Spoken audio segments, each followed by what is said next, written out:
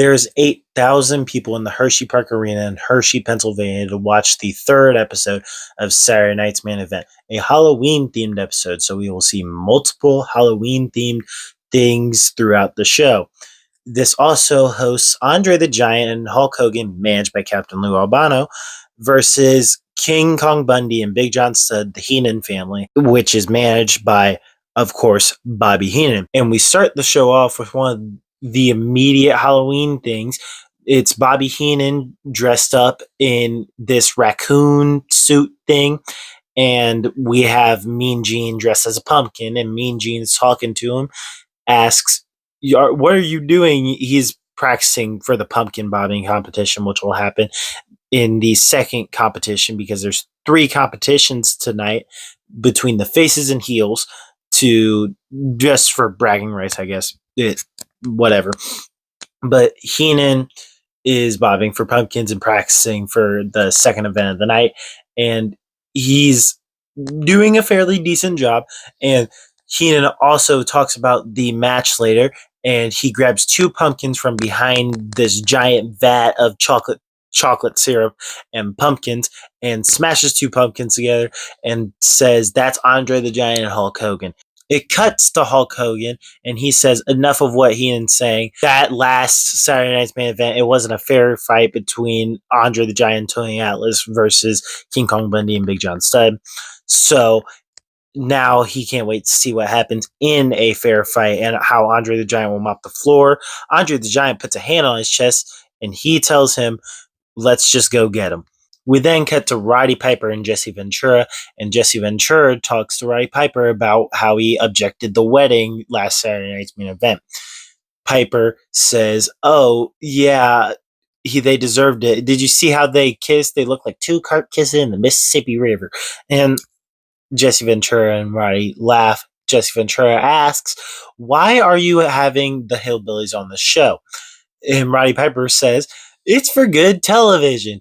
That was great. And then we cut to the former NWA champion, now in the WWF, Terry Funk. And he says, it's a matter of time before I have that World Heavyweight Championship around my waist. But for right now, I got to take care of the Junkyard Dog. And he's about to get house trained tonight. And he spits chewing tobacco on the camera.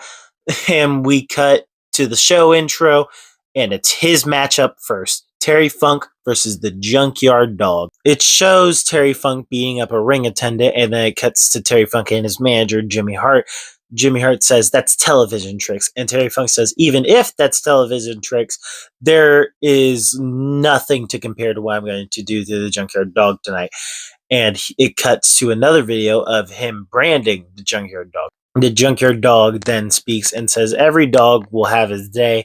That was Terry Funk's. Now I'm going to have mine. And he walks out to the ring. The match starts off quick. Terry Funk is showboating on the apron, and Junkyard Dog slings him back into the ring and hits a few forearms. Junkyard Dog. The match starts off quick. Terry Funk is showboating on the apron. Junkyard Dog slings him back into the ring and hits some forearms.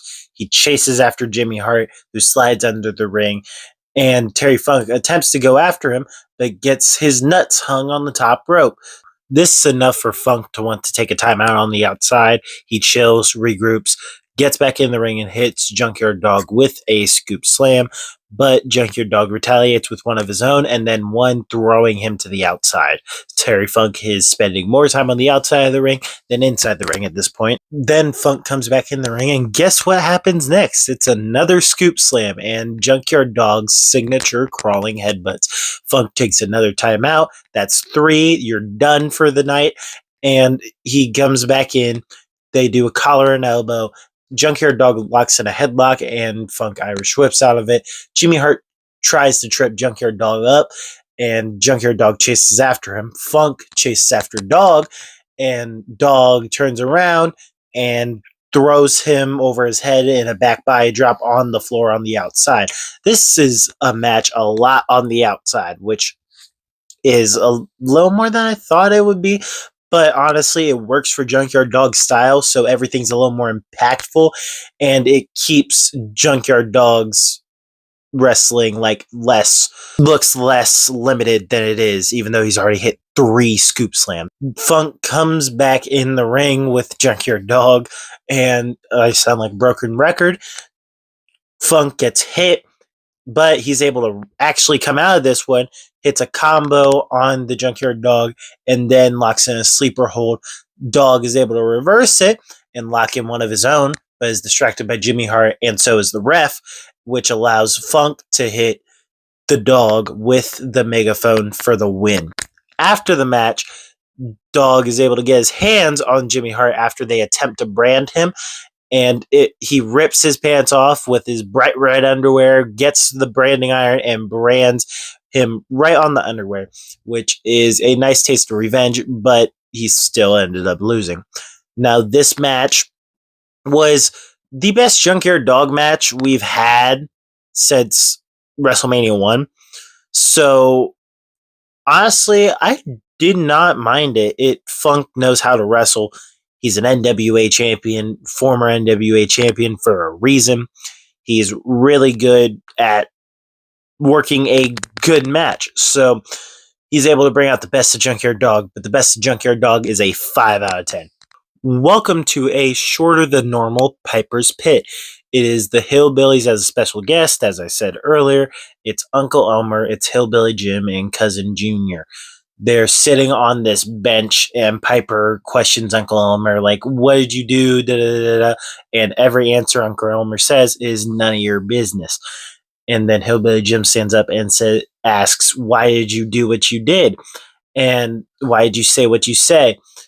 Piper said, he didn't say any of that. It was Jesse Ventura. Jesse Ventura should come down and defend himself. And Jesse Ventura does indeed come down and defend himself. This was entertaining. And then we have Bob Orton, who is Piper's bodyguard, come get behind the Cousin Junior and get on his hands and knees, allowing Piper to push Cousin Junior over and trip him, and then the faces chase the heels out, and everyone goes home happy. Hooray.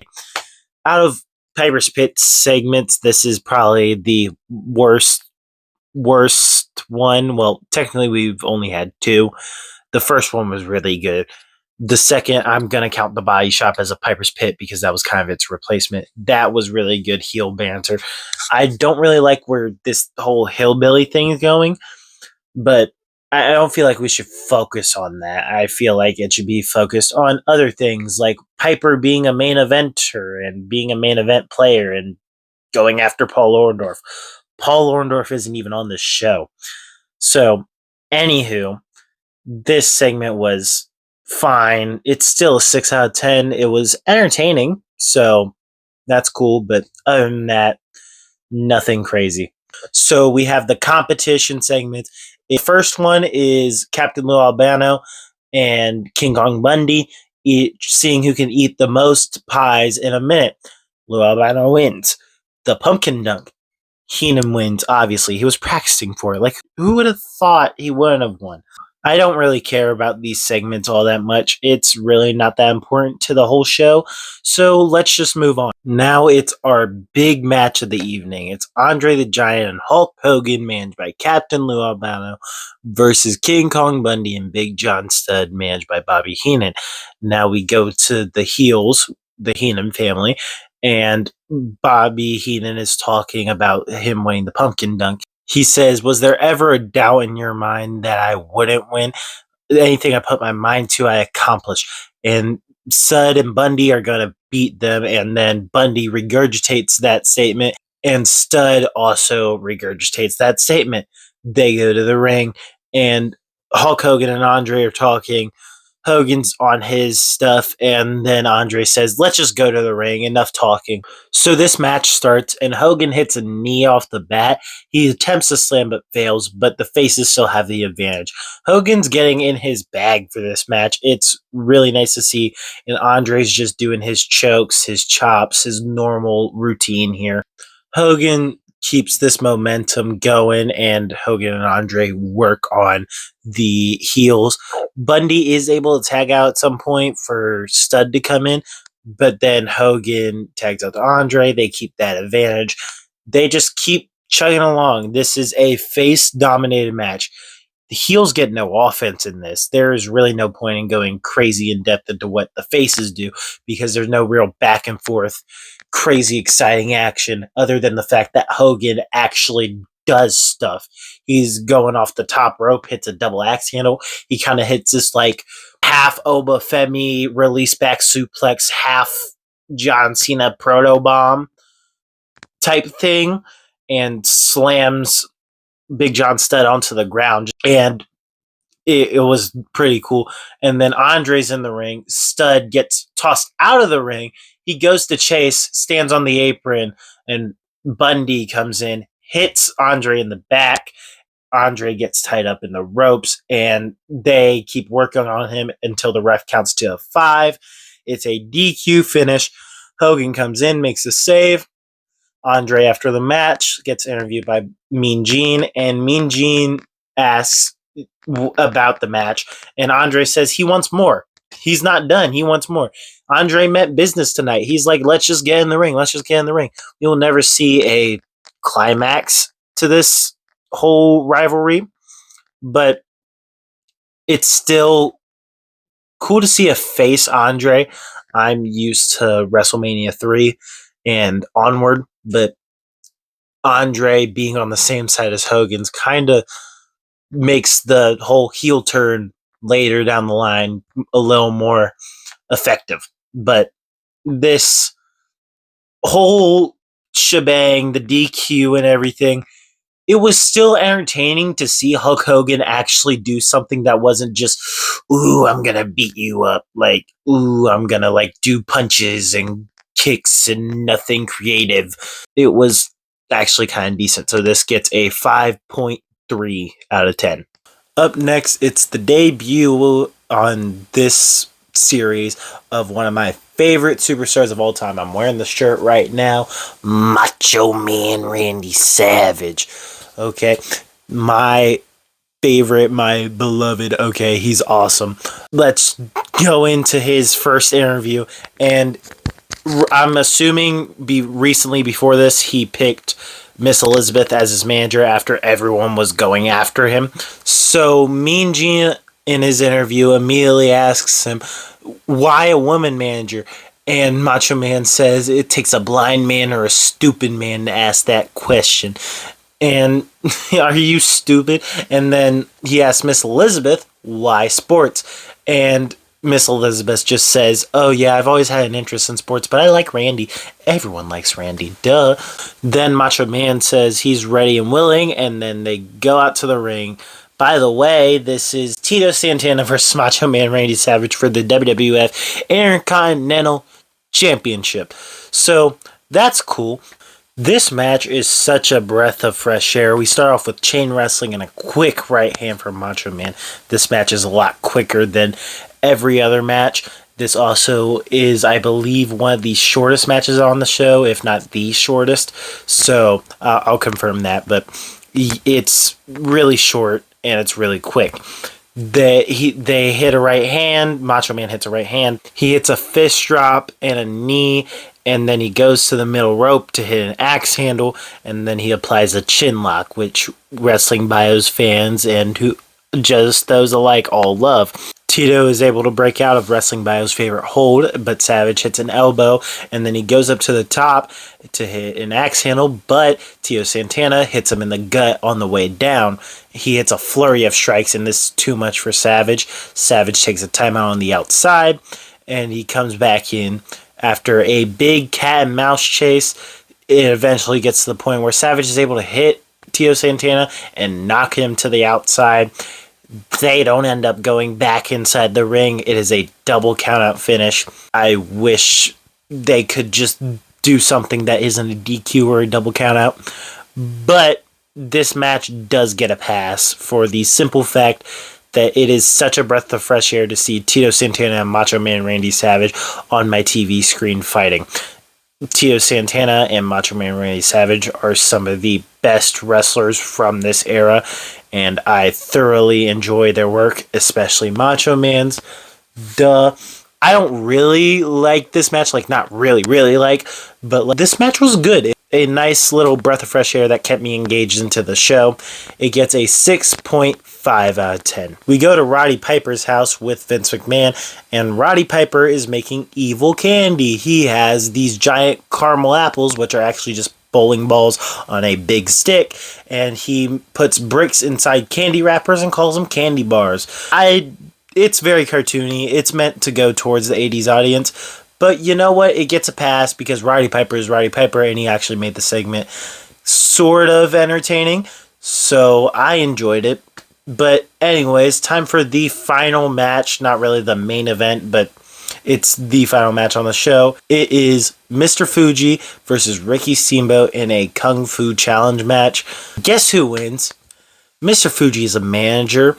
Ricky Steamboat's an actual wrestler. Of course Ricky Steamboat wins, but he gets beaten up by the Magnificent Morocco, Don Morocco, after the match, and because the heels have to go over, so like duh, they have to beat up the good guy. Even though I love Ricky Steamboat, but this match was whatever. I didn't really care. 4 out of 10. It was very predictable, very obvious. I didn't really care about the match.